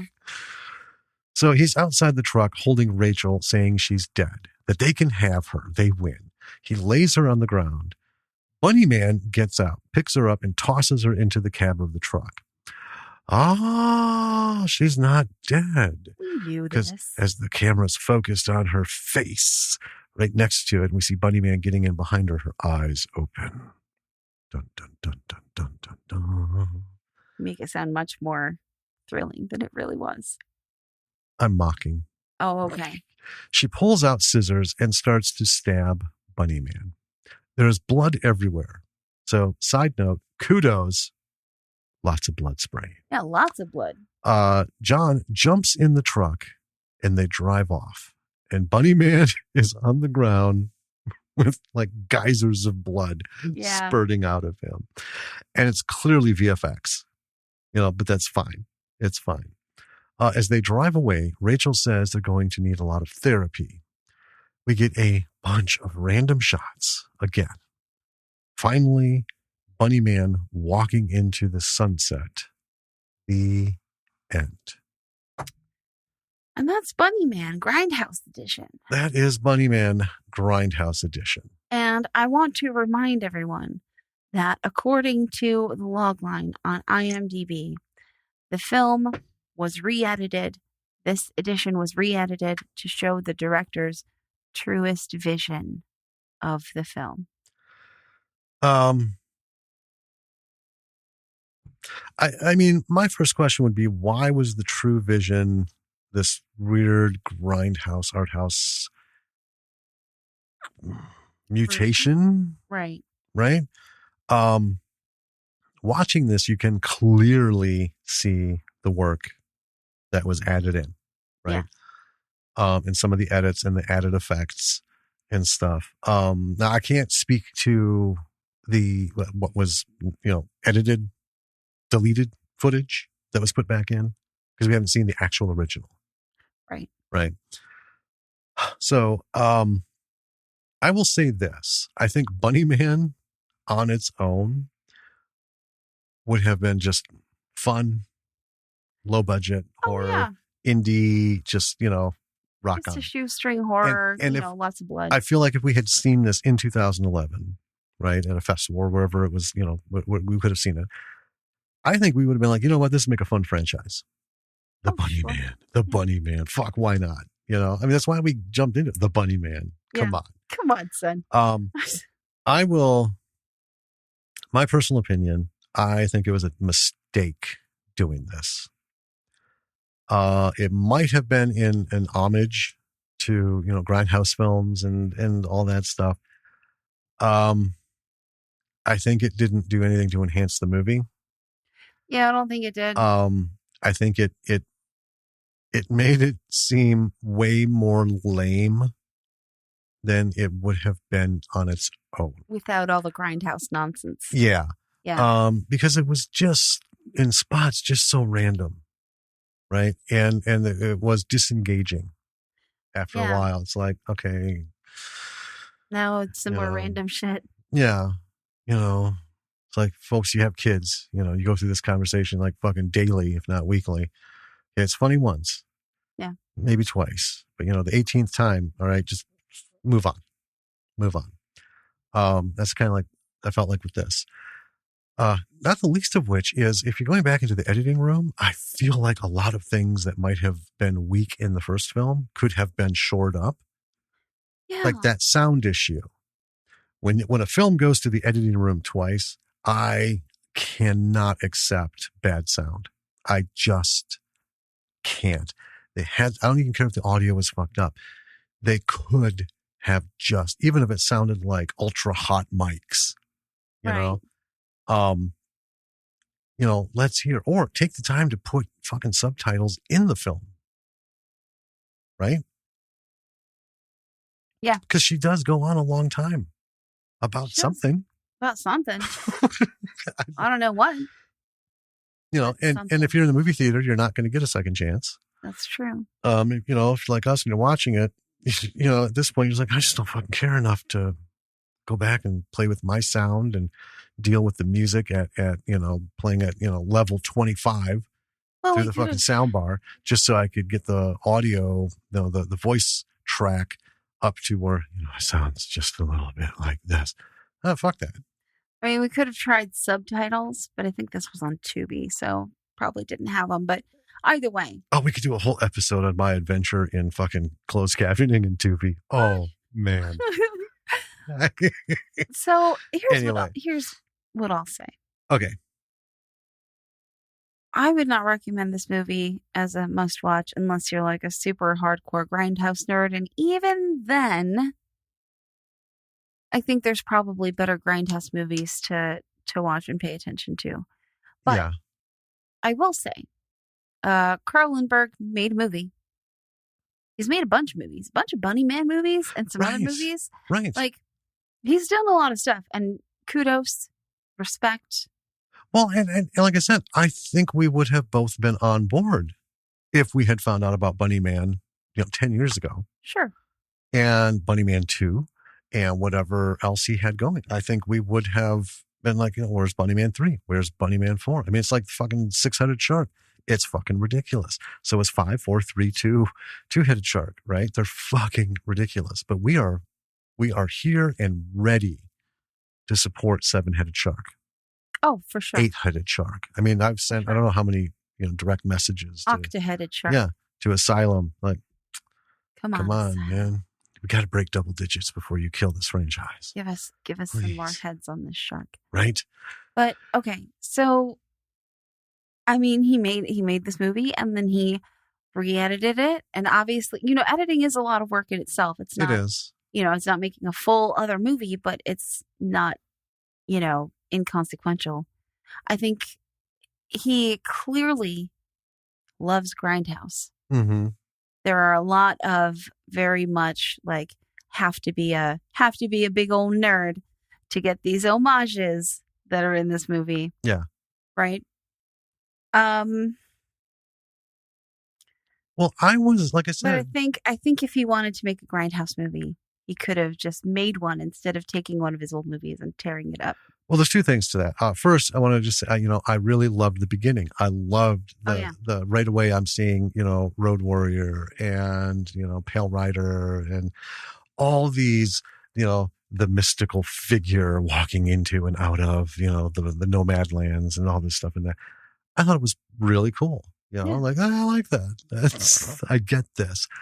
And I feel like he did that for me and for people like me who have seen all these old films and are like, oh my God, yeah, that's like that. And then that's why it's in black and white here, because that's how Road Warrior was when they talked about the wars and the oil and this and that. And then, until the very end when he walks into the sunset as Mad Max, then it's color.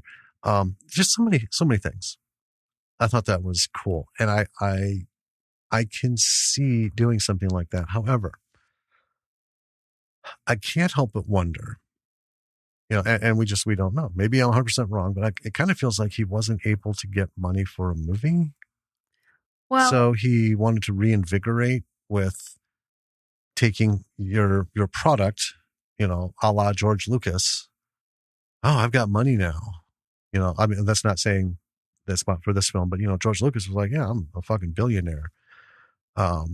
And I was, eating ramen noodles and living out of the backseat of my car when I shot Star Wars. So I got money now. I'm going to do some stuff with it. Here's what I think happened. And re-release it. Here's what I think was the reason behind doing this. Okay. And this is where I'm going to pull our lesson for filmmaking, at least my portion of this. Bring it out. Okay. So I've pieced this together in my head. This movie, this edition of Bunnyman was released specifically for Easter 2019. So what I think is that Carl's made a bunch of movies. He's made a bunch of Bunnyman movies. Mm-hmm. He is trying to make another movie because this guy, he grinds, right? Yeah. No denying that. He's doing it. Yeah, he grinds. So you need some like quick, easy-ish cash to raise money for your next movie. Yeah. You re-release one of your movies, you time it for Easter, you get a little bit of money from that new release that didn't cost you much money to make because it was just a re-edited version of a movie that you made 8 years ago. Right. And then you make your next movie. I get that. That's what I was saying. I think it had just maybe been a while and the funding wasn't there. And, what better way to do it than just take something off the shelf and re-release it? With a spin. I'm going to do something fun with this. Give it a Grindhouse Edition. So everyone who did see the first one will want to come see this one, and then it'll attract some even more people. That's the idea. I get that part. Yeah. I just think it was the wrong choice. Even still, I did not care for this. I just want to say that I did not care for this. It didn't. The novelty wore off quick. And I also felt like at some point the story got like broken and rearranged in a weird, almost like maybe, I don't know. I just get the feel like, I don't think the original was like this. These little bits. Maybe it has to do with like added scenes and stuff. Yeah. I don't know. But to me, it derailed.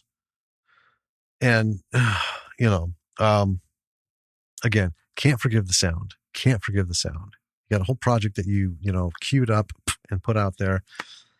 And then however many years later, you break it back open and you're working on it. If there's anything you didn't get fucking fixed the first time around, no excuse not to do it the second time. Yeah. And that audio thing really just kind of like pissed me off actually towards the end. I'm like, look, dude, I have given you my time. I have sat here and dutifully watched. I have been taking it in, trying to sort shit out. And then all of a sudden you fucking out me. Right? You cut me out with this intriguing conversation that I can't help but feel, because this woman, this actress, looks like she means it. She's right? the only one of the bad guys that talks. Right? And it's on her. It's not even her talking and then a reverse shot of Rachel. No, it's just on her. It's Car Lady. So she's like pouring into it.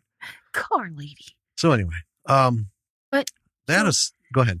I was going to say, so the lesson that I kind of want to like pull from this, and this isn't necessarily like a filmmaking lesson, but I would say that it is. So the idea behind, I think, what he was probably trying to do with getting up a little more cash to, do a next movie. Mm-hmm. If you've got something, and you're trying to raise cash, this is a thing that you can do.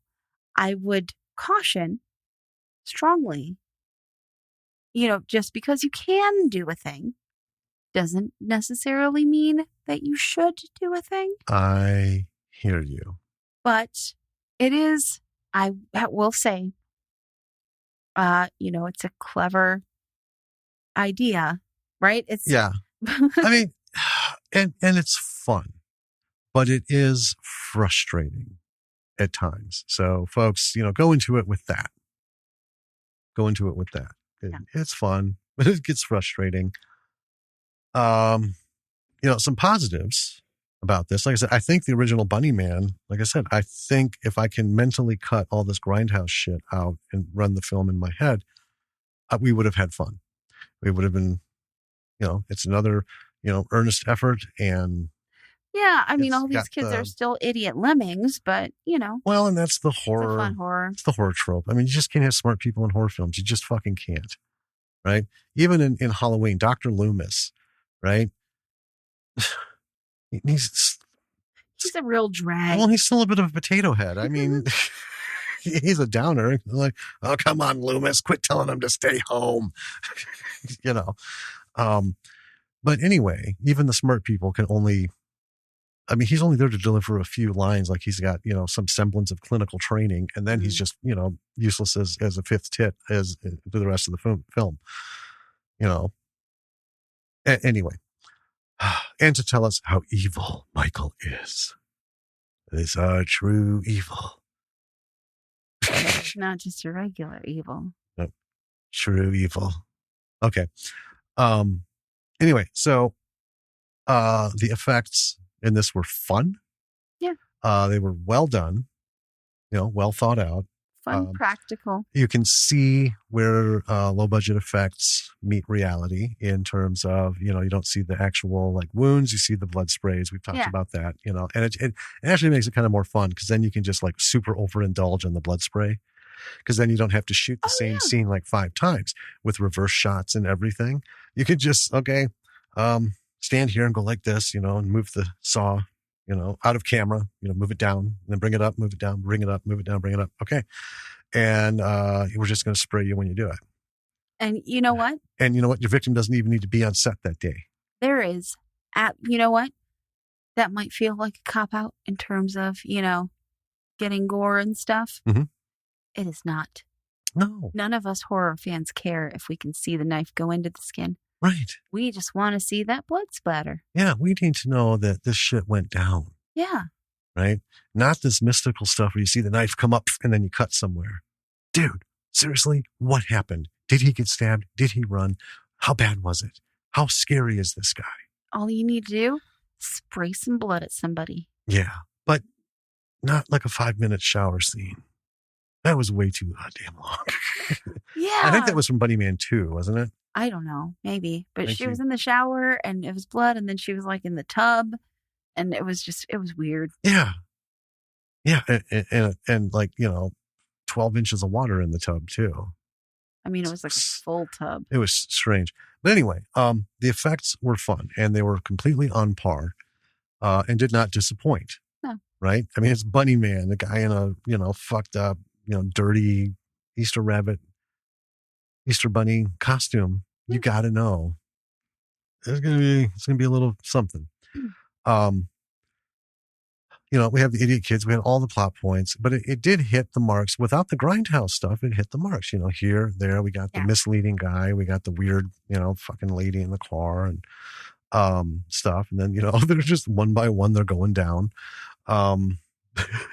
Until we get to well, in this case, last couple standing. So I'm not going to say I would say seek out Bunnyman and watch it. Yeah. Because it does have some, I said again, without the Grindhouse stuff, there's a lot of stuff in here, that clearly. I will say, if you like Grindhouse, find a Grindhouse movie.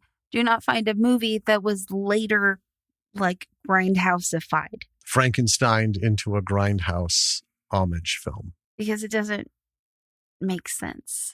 Well, and, I understand having fun. Yeah. And I fully support that. But for me, like I said, it got distracting. It took me out. I don't think it added anything. And I don't think it's any kind of vision. So I wonder if that was just like a little tongue-in-cheek shit, my true vision of the film. Oh, I don't think so. But anyway, everything else, for the most part, like the lighting and other than the Grindhouse effects, the shooting quality was pretty good. Yeah. Right? It was nice and solid. It was clear. We didn't have a whole lot at night. No. To deal with, but when we did, it was nice and clear. Mm-hmm. And you have to respect that. So, there's some lessons on, doesn't matter how little money you have, you can still make it right. A light meter doesn't cost that fucking much money. No. And clearly they had one. And that makes a world of difference. It's just that audio bit, man. I don't know. That was rough shit. And I guess I would say, because again, I don't know if that was in the first film. I imagine it was. Maybe. Which one? The scene with Car Lady yelling at Rachel in the wheelchair. I mean, maybe, probably. The talk we didn't get. I mean, either way, if you do have a film that was cut out, where a scene was cut out and you're later re-releasing it and putting it in, please make sure everything's there. Don't, because I kind of thought that too. Maybe he pulled this out of the cut pile, put it back in, but they didn't process the sound, or they lost the sound file, and he's just kind of like, foleying the thing up with background music and stuff. If you can't do some ADR, I would say just leave it out. And we've seen a few movies where they have thrown in footage that's like unfinished and stuff.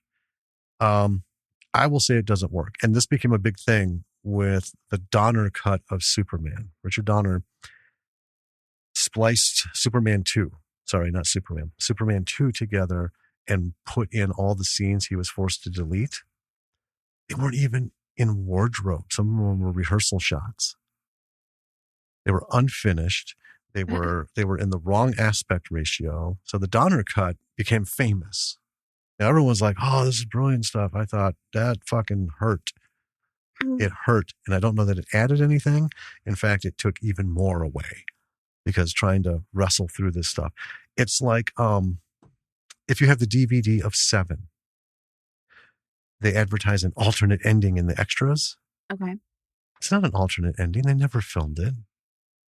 And they never did the audio. What they did is they read the lines and they had someone do like the line animation. Oh. Like stick figure theater, like on Zombie with a Shotgun. Sure. Only Zombie with a Shotgun was way cooler. I would not watch a movie with that. I'd be furious. I sat through this and you're going to show me a stick figure animation? That's what you came up with for your ending? Fuck you. So there's a cult film called Donnie Darko. Yeah. Right. I mean, lots of people know about Donnie Darko. Oh yeah. It's fun. It's a fun movie. Several years back, there was a director's cut released. And I was like, oh, sure. Seen this movie 100 times or so. Watched this director's cut. Whoa, it was super sloppily done. I don't know, like, why, but they took all the scenes and jumbled up the fucking timeline of the movie, and the timeline of that movie is like the whole premise of the fucking movie. Yeah, I hate that shit. Here's my thing. It's that 28 hours and yada yada, like, or 28 days, yada yada, and it's all fucked up. As much as, I'll use Blade Runner as an example again. So as much as I hate the voiceover in the theatrical release, and love the removal of it in all the director's cuts, the final cut, the this and that. That's the other thing. How many fucking make a fucking alternate and be done. Mm-hmm. You know, God damn, I thought George Lucas was out of control. And I'm like, how many more fucking Blade Runners are we going to get? Anyway, so I'm a fan of them cutting that shit, but I almost feel like movies, they are as they are, you know? I mean, once it's and put out there. For better or worse, I would rather watch the original theatrical release of Blade Runner without the unicorn running through the field, with the voiceovers intact, gumshoe style, you know, noir, because it kind of fit. It just, I don't know. I mean, watching it the first time, I remember, you know, as a kid, you know, I was 14, 13, and like, just doesn't seem like those Legos fit together really well. I think he's got a Lego and a Duplo. But anyway. I mean, they technically work, kind of. Yeah. But, you know, I wish they'd leave movies alone, because something like Donnie Darko, where they go in and they start cutting shit up to make it, I don't know what, but it's like, what the hell, man? Why? Well, and then he like put in the music that he really wanted in, and I thought the music in the original version was better. Let me talk to you about Last of the Mohicans. And I have mentioned Last of the Mohicans for having the greatest 8 minutes and 17 seconds of cinematic emotion of any film. Yeah. And you can say what else you want about the rest of the movie, but that ends, that end scene is just, it's beautiful. It's awesome. Anyway, so the theatrical release, which I don't own anymore because I had it on VHS, and when I got rid of all my VHS for DVDs, the DVD was a different cut. They took the music out and replaced it with some stuff. And then I lost that DVD and got another one. And fuck me if that wasn't like a whole different, they got all these shit and scenes, they popped back in, changed the fucking music, changed a couple things around. And the version that I bought electronically that we have is still the closest to the theatrical version, but there is some music missing. They substituted. I think it does have the one battle scene, but not the other three. Anyway, they recut the ending. That's what it was. They recut the ending like it was too violent. Like, you know, in this whole movie, they're fucking clubbing each other with tomahawks and shooting each other and scalping each other and doing all this horrible shit to one another. And just because he, like, you know, drives his weapon through this enemy's gut out his back, that's suddenly too much. So they like did this weird cut, you know, watch it. And I literally thought, again, am I having a stroke? Am I having a psychotic episode? What the fuck? My eyes couldn't register. My brain's like, ah! What happened? It is so horribly cut. I'm like, this is a professional, high-grade director. That's tragic. Yeah. So my lesson for this is, no matter what level you're at, understand that, you know, when you hear names like Spielberg and Lucas and all this stuff, they are better at some things than other people, but they are woefully lacking in other things than a lot of directors that are out there. And that's why we have indie film. That's why we have people come up and coming, and we have studios reaching out, finding these guys from film festivals. You know, Ryan Kruger, someone's going to be beating down his door. Fried Berry is a fucking work of art. It is. And they're going to just be all over him to direct probably a B movie, right? Low budget, Hollywood movie. And they would be right to do so. Just because someone's name is at the head of the list on all these marquees and everything doesn't mean they know it all. And it doesn't mean that their advice is for everybody. We always say, take advice with a grain of salt, take a bunch of advice, fill a bucket with it, sift through it, find out what sticks to you and helps you, and run with it. You know, they make creative decisions that have failed. Yeah. You'll make creative decisions that fail. But learn from it. Learn from it. And like we were talking about with the gang from Revenge of Zoe, yeah, you know, one of the beautiful things about indie film is you don't have a fucking studio breathing down your neck with all their expectations and demands and horse shit, right? This is true. And that's where sort of the big names, they work well with the studios. That's what gives them, you know, the $100 million director's contract and all that shit, right? Well, it's how you want to play it, folks. There's no right way, wrong way. No right way or wrong way, you know. Some people will like what you do. Some people won't. I did not like this. I would have rather seen I wouldn't Bunnyman, recommend it. I just, yeah. Well, and I'm a Grindhouse fan, and I thought this would be fun. But like I said, it just went overboard, and it kind of lost the thing. I think that's about it for me. Not a lot of lessons other than, technically a lot of stuff was good. The sound, however, suffered in a couple spots. Lighting was consistent. The story and, the characters, you know how we feel about them by now. Yeah. If your characters are sitting in a car for 4 hours because they bumped into a bush, and they don't know what to do, I think a short film's in order. Well, yeah. My lesson is you can raise money by remastering, or re-editing something you've already done, but you should really consider whether or not you should. And that's what I'll say about that. Yeah. Yeah. So when you're not out there hunting for Bunnyman Grindhouse Edition or Bunnyman or Bunnyman 2 or whatever else, stop by our website. It's www.lordsofmisrulproductions.com. Everything is there. All the links to our platforms that we're on. Social media, Patreon, episodes of our podcast, blog, all the stuff. Yeah. Email addresses. Reach out to us. If there's something that you want us to cover, send us an email. Yeah, or there's something you want to talk about. We are working to schedule somebody who does not make films. Oh, yeah. Who does not direct or produce or act. I'm not going to say what he did. Not going to say what he is. Right. But it'll be the first time. It'll be a first. Yeah. This particular person. But a ridiculously important part of the process if you are pursuing a studio success route as a writer. True. Absolutely. If you're going to work with independent production companies and stuff, you don't need to worry about it, but we've talked about it before. There is the Hollywood formula. And if that's where you want to find your success, you have to fucking marry that son of a bitch for life. You have to live it and breathe it. Otherwise you aren't going to make it. That's the thing. Mm-hmm. So anyway, it'll be cool when we get that tied up. I have it almost firmed up. Sweet. I'm excited. Yeah. Also, I do want to say, if someone out there has ever seen a popcorn duck, take a photo. Email us and let me know where I can get one or two and breed them. And I don't know that we've explained this, but we imagine popcorn ducks about the size of a golf ball. Yeah. Little popcorn ducks. And our big thing, it still is sometimes, release the tiny ducks. Hell yes. An army of popcorn ducks. Yeah. Little tiny ducks, thousands of them. Just think about it. I know. You could defeat them with a Hoover. Yeah.